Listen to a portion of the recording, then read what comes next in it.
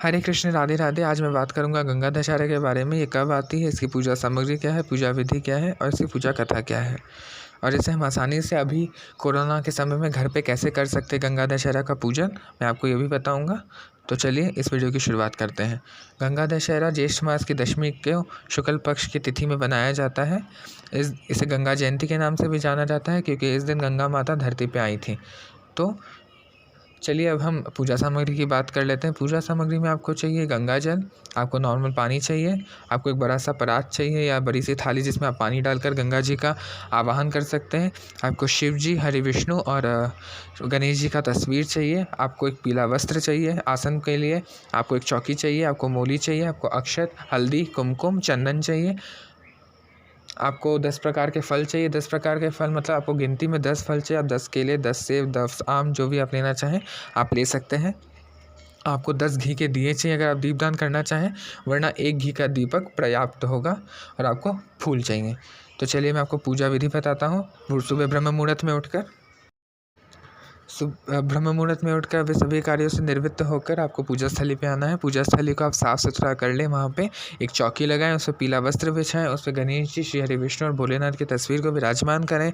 उसके बाद आपको एक परात लेना है, उसमें आपको गंगा जल और जल लेना है। उस परात को आपको भगवान की तस्वीर के सामने रखना है। वो आपकी गंगा जी होंगी, आपको उन्हीं का पूजन करना है। तो सबसे पहले आपको गणेश जी का पूजन करना है और शिव जी और हरि विष्णु का पूजन करना है। तो आप उन्हें जल से स्नान करवाएं, उन्हें चंदन का टीका लगाएं, उन्हें पुष्प अर्पण करें और आपने जो भी फल या प्रसाद लिया है उन्हें अर्पित करें।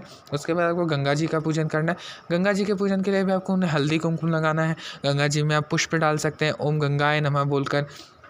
और आपको एक लोटे में दूध, जल और गुड़ लेकर सूर्य देव को अर्घ देना है गंगा जी में ही। तो आप गंगा जी में दे सकते हैं, आप किसी गमले में जाके ऐसे दे सकते हैं सूर्य देव को अर्घ। ये भी बहुत महत्वपूर्ण होता है गंगा दशहरा के दिन। उसके बाद आपको गंगा जी की आरती करनी है, गणेश जी की आरती करनी है। इससे आपका पूजन संपूर्ण हो जाएगा। उसके बाद आपको दान करना है 10 चीज़ों का। 10 चीज़ में आप 10 आलू या 10 आम, 10 तरह के कोई भी फल ले सकते हैं, गिनती में 10 होना चाहिए। अब उस चीज़ का दान करें। उसके बाद आपको दशहरा जो पूजन होता है उसका आपको कहानी सुननी है। इससे आपका जो पूजन है वो संपूर्ण हो जाएगा। और पूजा के अंत में आपको हाथ में तिल लेना है, सफ़ेद और काला। उसके बाद आपको अपने पूर्वजों को तिलांजलि देनी है, ताकि आपके जो पूर्वज हैं उन्हें मोक्ष प्रदान हो सके। कहा जाता है गंगा दशहरा के दिन अगर आप गंगा जी में तिल से अपने पूर्वजों को तिलांजलि दें तो उन्हें मोक्ष की प्राप्ति होती है। तो आप भी ऐसा ज़रूर करें। तो अब चलिए हम बात कर लेते हैं पूजा कथा की। तो पुराने काल में जो ऋषि भागीरथ थे वो अपने पूर्वजों को मोक्ष दिलाने के लिए उन्होंने तपस्या की और गंगा जी से कहा कि आप आकाश से धरती पे आएँ और मेरे पूर्वजों को मोक्ष प्रदान करें। लेकिन गंगा जी की जो धारा थी वो बहुत ही तेज़ थी। तो गंगा माता ने कहा अगर मैं धरती पे जाऊँगी अपना ये प्रवाह लेकर तो धरती पे प्रलय आ जाएगा और जो भूदेवी हैं उन्हें तकलीफ़ होगी। तो मैं अपना ये प्रवाह लेकर धरती पे नहीं जा सकती। पहले मेरे इस धारा को किसी को अपने साथ समाहित करना होगा, उसके बाद ही मैं आराम से धरती पे आगमन कर सकती हूँ। तो ऐसा कहने पर उन्होंने कहा, गंगा जी ने कहा कि आप एक काम करें, आप भोलेनाथ जी की तपस्या करें और उनसे जाकर इसका हल पूछें। तो भगीरथी जी भोलेनाथ की तपस्या करते हैं। तो भोलेनाथ उनकी तपस्या से प्रसन्न होकर कहते हैं कि मैं गंगा को अपनी जटाओं में समाहित करके अपनी जटाओं के सहारे गंगा को धरती पे लेकर जाऊंगा। तो भगीरथी जी अत्यंत ही प्रसन्न होते हैं।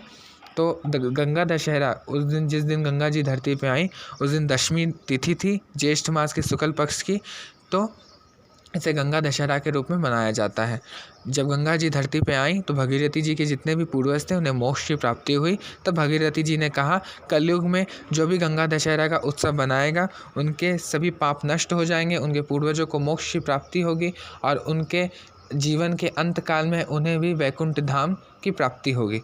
तो अगर आप भी गंगा दशहरा का पूजन सरल विधि से करना चाहें घर में तो आप भी ज़रूर करें। इससे आपको पुण्य मिलेगा और आपके जो भी पूर्वज हैं उन्हें मोक्ष मिलेगा। अगर आपको ये वीडियो पसंद आए तो इसे लाइक करें, शेयर करें, मेरे इस वीडियो पे कमेंट करें, मेरे चैनल को सब्सक्राइब करना ना भूलें।